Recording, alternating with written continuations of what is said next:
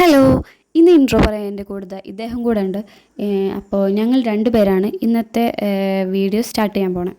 അപ്പോൾ ഇന്ന് എനിക്ക് കിട്ടിയിട്ടുള്ളത് ഈ ഒരു സ്കേർട്ടാണ്.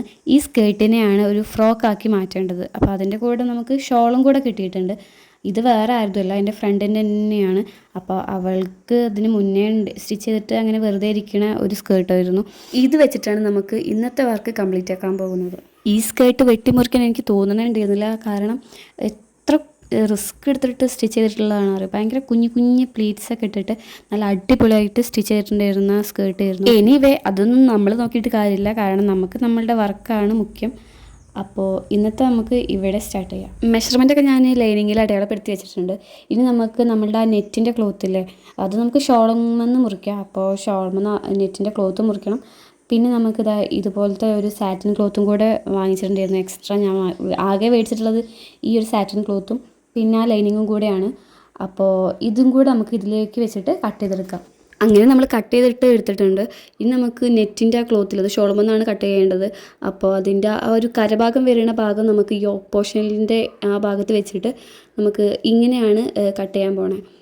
അപ്പോൾ അതുകൂടി ചെയ്തിട്ടുണ്ട്. ഇനി പിന്നൊക്കെ വെച്ചിട്ട് ഒന്ന് സെറ്റ് ചെയ്തെടുക്കുക, കറക്റ്റ് അങ്ങോട്ടും ഇങ്ങോട്ടും നീങ്ങാത്ത വിധത്തിൽ. എന്നിട്ട് നമുക്ക് ഇതൊന്ന് സ്റ്റിച്ച് ചെയ്തിട്ട് എടുക്കണം. തലേന്ന് രാത്രിയാണ് ഞാൻ കട്ടിങ് കഴിച്ചത്. അപ്പോൾ പിറ്റേ ദിവസത്തേക്ക് വെച്ചതായിരുന്നു സ്റ്റിച്ചിങ്. അപ്പോൾ ഇനി നമുക്ക് ഇതൊക്കെ ഒന്ന് സ്റ്റിച്ച് ചെയ്തിട്ട് എടുക്കാം. നെക്ക് ഞാൻ റൗണ്ട് നെക്ക് തന്നെയാണ് കൊടുത്തിട്ടുള്ളത്.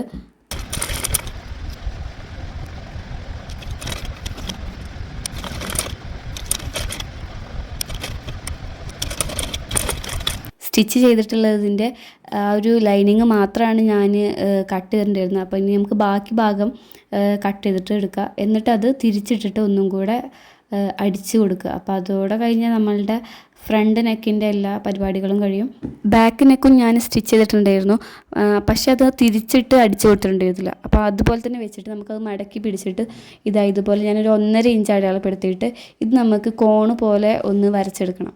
എന്നിട്ട് ഇത് കട്ട് ചെയ്തിട്ട് നമുക്ക് ബാക്കി പരിപാടിയിലേക്ക് കടക്കാം. അപ്പോൾ അത് ഞാൻ കട്ട് ചെയ്തിട്ട് എടുത്തിട്ടുണ്ട്. എന്നിട്ട് ഈ ഒരു കോൺ പോലുള്ള ഭാഗമില്ലേ, അത് നമുക്ക് വേറൊരു ക്ലോത്ത് എടുത്തിട്ട് 1 ഇഞ്ച് നമുക്കൊന്ന് വിട്ടിട്ട് ഇതൊന്ന് നേരെ വരച്ച് കൊടുക്കുക. എന്നിട്ട് ഇതും കൂടെ കട്ട് ചെയ്തിട്ട് എടുക്കണം. അതുകൊണ്ട് ഈ പീസ് നമ്മൾ കട്ട് ചെയ്ത് കളയാൻ നിൽക്കരുത്. അത് ഇതുപോലെ വേറൊരു പീസും കൂടെ കട്ട് ചെയ്തതിന് ശേഷം മാത്രം കളയാൻ നിൽക്കുക. അതും കൂടെ നമ്മൾ കട്ട് ചെയ്തിട്ട് എടുത്തിട്ടുണ്ട്. ഇനി നമുക്ക് വേണ്ടത് സ്ട്രിങ് ആണ്. അത്യാവശ്യം നല്ല ലെങ്ത്തിലൊരു സ്ട്രിങ് നമ്മൾ സ്റ്റിച്ച് ചെയ്തെടുത്തിട്ടുണ്ട്. അത് നമ്മൾ കറക്റ്റ് എത്രയാണ് നമുക്ക് വേണ്ട ഒരു അളവെടുത്തിട്ട് സെയിം ആക്കി തന്നെ കട്ട് ചെയ്ത് വെച്ചിട്ടുണ്ട്. ഇത് നമുക്ക് അടിച്ചെടുക്കണം. ഈ ഒരു ഫ്രോക്കും നമ്മൾ ചെയ്തെടുക്കുന്നത് ക്രിസ് ക്രോസ് മെത്തേഡിൽ തന്നെയാണ്. അതിന് വേണ്ടിയിട്ടാണ് ഇങ്ങനെ ചെയ്യണേ. ഇനി നമുക്ക് എത്രയാണ് വേണ്ട ഒരു ലെങ്ത്ത് ഇല്ലേ, അതിനനുസരിച്ച് എടുത്തിട്ട് ഇതുപോലെ വെച്ചിട്ട് നമുക്കൊന്ന് സ്റ്റിച്ച് ചെയ്തിട്ടെടുക്കാം. അങ്ങനെ ഒരു സൈഡ് കംപ്ലീറ്റ് ആയിട്ടുണ്ട്. ഇനി മറ്റേ സൈഡിൽ നമുക്ക് നമ്മൾ കട്ട് ചെയ്തിട്ടുള്ള പീസും കൂടെ ജോയിൻ ചെയ്ത് കൊടുക്കണം. അതിനുവേണ്ടി ആ പീസ് ഇതുപോലെ വെച്ചിട്ട് നമുക്ക് ഒന്ന് സ്റ്റിച്ച് ചെയ്തിട്ടെടുക്കണം. എന്നിട്ട് അത് മറച്ചിട്ടിട്ട് ഒരു ചെറിയൊരു സിംഗിൾ സ്റ്റിച്ചും കൂടെ കൊടുത്താൽ അതും കൂടെ കംപ്ലീറ്റ് ആവും. അതുകൂടെ കഴിഞ്ഞിട്ടുണ്ട്. ഇനി നമ്മൾ ഇങ്ങനെ വെച്ചിട്ട് നമ്മൾ സ്റ്റിച്ച് ചെയ്യാത്തൊരു ഭാഗം ഉണ്ടായിരുന്നില്ല, അത് ഇവിടെ പിടിച്ചിട്ട് ഒരു സ്റ്റിച്ചും കൂടെ കൊടുക്കുക.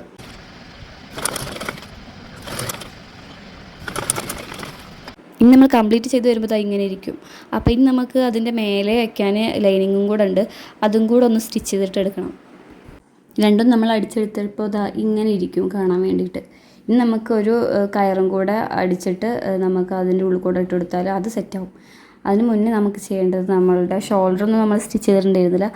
അപ്പോൾ അതൊക്കെ ഒന്ന് സ്റ്റിച്ച് ചെയ്തിട്ടെടുക്കുക. ഇതുപോലെ ഇങ്ങനെ പിടിച്ചിട്ട് നമുക്ക് തുമ്പൊന്നും കാണാത്ത ഇത് തന്നെ സ്റ്റിച്ച് ചെയ്തെടുക്കണം. തന്നെ ഞാനിവിടെ എടുത്തിട്ടുള്ളത് ഫ്രണ്ട് ഭാഗമാണ് ആദ്യം എടുത്തിട്ടുള്ളത്. എന്നിട്ട് അതിൻ്റെ മേലെ കൂടെ നമ്മളുടെ ബാക്കിൻ്റെ പീസ് ഇതുപോലെ വെക്കുക. എന്നിട്ട് ഇതൊന്ന് സ്റ്റിച്ച് ചെയ്തിട്ടെടുക്കുക.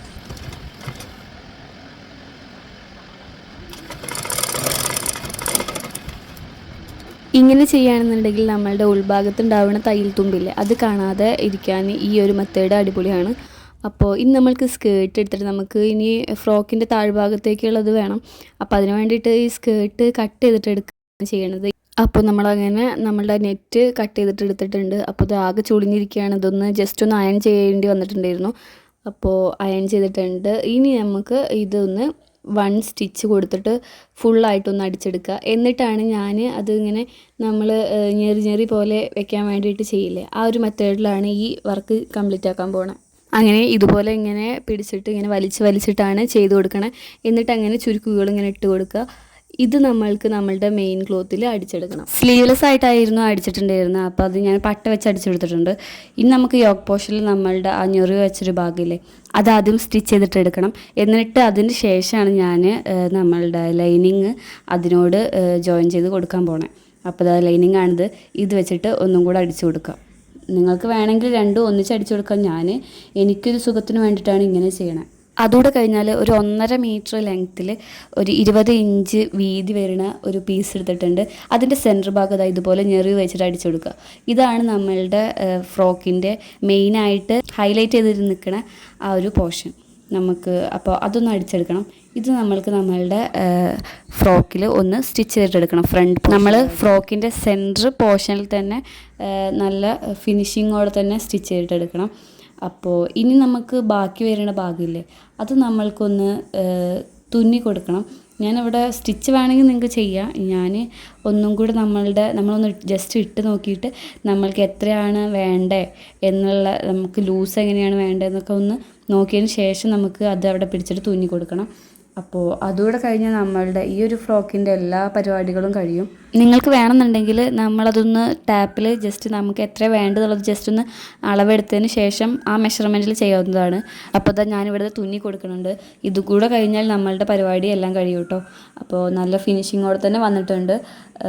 അപ്പോൾ ഇനി ഇത് അവൾ ഇട്ടിട്ടുള്ളതിൻ്റെ ഒരു ഫോട്ടോയും കൂടെ ഞാനിവിടെ ആഡ് ചെയ്യുന്നുണ്ട്. ഇതുപോലത്തെ സെയിം ആയിട്ടുള്ള ഡിസൈൻ ഞാൻ വേറെ ഇതിന് മുന്നേ ഒന്നും കൂടെ ചെയ്തിട്ടുണ്ടായിരുന്നു. അപ്പോൾ ഇതിന് നിങ്ങൾക്ക് ഒന്നും ക്ലിയർ ആയി മനസ്സിലാവണമെന്നില്ലെന്നുണ്ടെങ്കിൽ അതൊന്നും കൂടെ ജസ്റ്റ് ഒന്ന് കണ്ടു നോക്കിയാൽ മതി. ഈ വീഡിയോ നിങ്ങൾക്ക് എല്ലാവർക്കും യൂസ്ഫുൾ ആവും എന്ന് വിചാരിക്കുന്നു. അപ്പോൾ ഇനി നമ്മൾക്ക് മറ്റൊരു വീഡിയോയുമായിട്ട് വീണ്ടും കാണാം.